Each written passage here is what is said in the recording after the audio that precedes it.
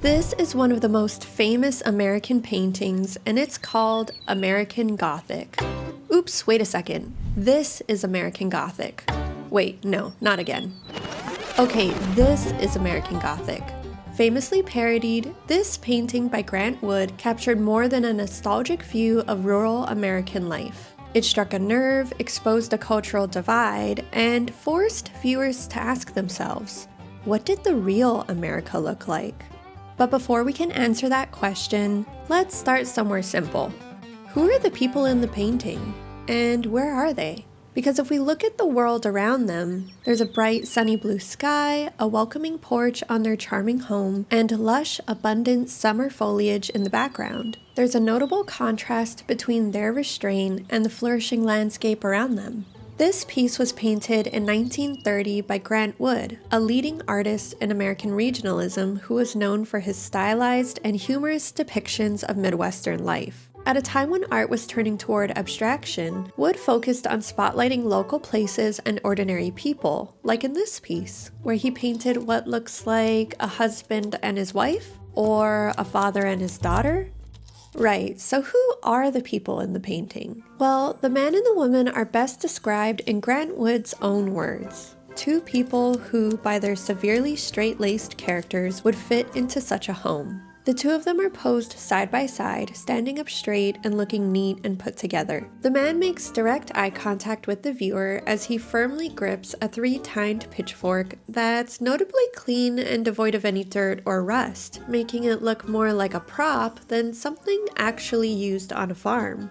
And beside him, the woman wears a modest, high-collared dress with a small cameo at her neck, an ensemble that feels outdated during the fading days of the flapper. She also has a serious expression, with her eyebrows furrowed and eyes drifting off to the side instead of meeting ours. And when we examine all the elements of the composition at once, the two figures seem to mirror the house behind them. The vertical lines of the man's striped shirt and pitchfork echo the tall Gothic-style window, while the pattern of the woman's apron echoes the pattern of the curtains, creating a visual harmony between them and their home. The house is located in the rural town of Eldon, Iowa along the Des Moines River, and was built in the early 1880s in the Carpenter Gothic style and still stands today.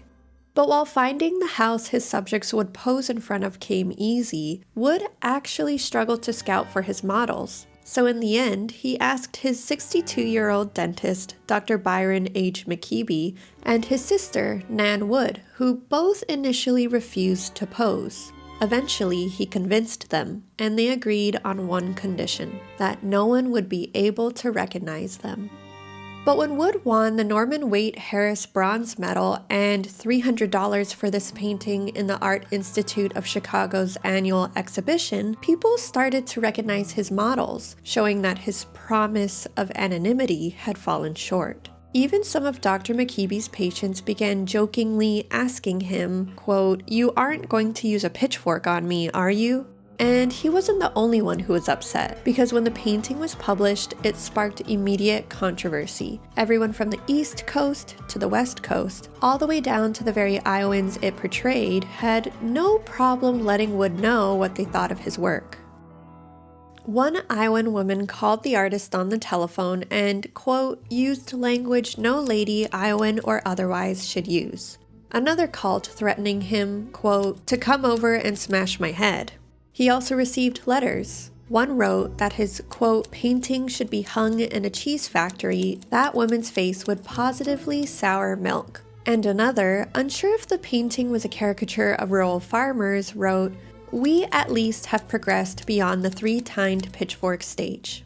And even East Coast critics chimed in, disparagingly declaring that the painting represented rural backwardness. But the painting also divided Iowans. Some fiercely defended it, arguing that it captured strength, dignity, fortitude, resoluteness, integrity, and celebrated Iowans with the same respect and dignity as Iowan poet J. Sigmund's work often did. And one critic even called it, quote, one of the finest records of Americana that has ever been painted. So where did all of this controversy come from? Well, the anger and vitriol for this painting surprisingly didn't stem from the work itself, but rather one critic's interpretation of it. Chicago-based art critic and writer for the Art World magazine of the Chicago Evening Post, Charles Bullitt, described American Gothic as a portrait of an Iowan farmer and his wife. However, Grant Wood had never referred to them as such, and so not long after, the Des Moines Register, Chicago Leader, and Art Digest picked up this story, opening the door to debate. So, was this a painting of honest, hardworking farmers, or was it a caricature of them? Well, in 1941, over 10 years after painting the piece, Grant Wood responded to a letter and seemed to soften his earlier stance on what the painting represented. He clarified that the figures were not farmers, but small-town folks. The man ran the local bank or lumber yard and tended to the cow after work, while the woman was his grown-up daughter. But while this new narrative rejected any satirical interpretations, it ultimately exposed something far more revealing: the public's own assumptions and biases. And understanding where those assumptions and biases came from make more sense when you consider how unstable and uncertain life was in the 1930s. Because from 1929 to 1939, the nation suffered its most severe and longest-lasting economic crisis, the Great Depression. The stock market crashed, banks failed, farms struggled, unemployment and poverty soared, and regional divides worsened, fueling resentment between rural and urban communities.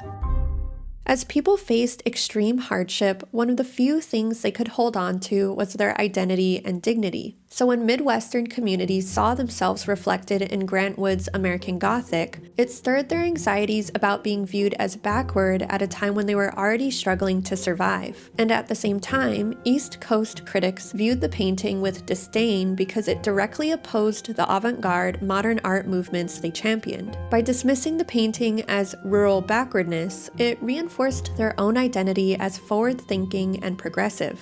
But during the Great Depression, there was a real sense of desperation of wanting to return to authentic American values, and some believed that Grant Wood and other regionalist artists were doing just that. At a time when life felt uncertain, their work seemed to provide reassurance by showcasing things that people recognized: small towns, hard work, and rural life. But the United States is a vast country full of diverse perspectives. If American Gothic represented authentic American values, then what exactly were those values? Because that answer will differ depending on where you come from, your social class, your economic circumstances, and the privileges you hold. To some, the people in American Gothic might embody resilience and honesty. To others, they might seem rigid or old-fashioned. What makes Wood's painting so compelling is that it refuses a single definitive interpretation. Instead, it holds up a mirror that forces the viewer to confront their own assumptions, biases, and ideas about what America and Americans are supposed to look like.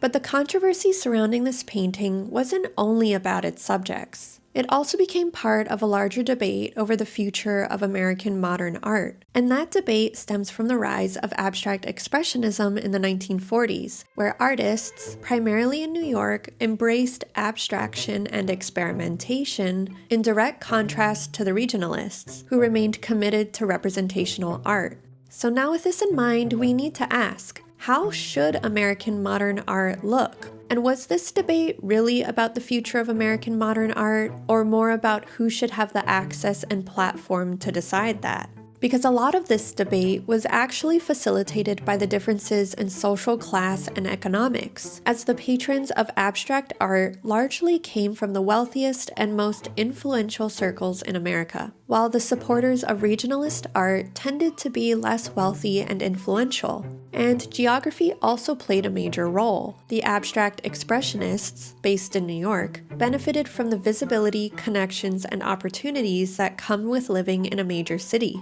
while the regionalists lived and worked in small Midwestern towns that simply didn't offer the same resources, networks, or platform. Now, with all of this in mind, American Gothic speaks to a much bigger conversation about culture. Yes, it holds up a mirror for us to challenge our own assumptions and biases, but it also makes us ask bigger questions, like, who decides what American art is? whose voices are heard, who belongs at the center of the story and who gets left out, and ultimately, what values are considered authentically American. So let me know in the comments, when you look at this painting, what do you see? Because at first, American Gothic appears to be a straightforward painting of two people standing in front of their Gothic-style home. But the more closely we look and the more we consider different interpretations, the more it opens up a much deeper conversation, one that I'm not sure the artist ever intended to create. Grant Wood lived most of his life in Cedar Rapids, Iowa, where he co-founded the Stone City Art Colony and taught in the art department at the University of Iowa. He passed away in 1942 of pancreatic cancer just 2 hours before his 51st birthday. And while the regionalism art movement eventually faded away, American Gothic endured, continuing to engage viewers and encourage reflection. That's all for today. Thank you so much for watching this video. I really appreciate your support, and I'll see you guys next time.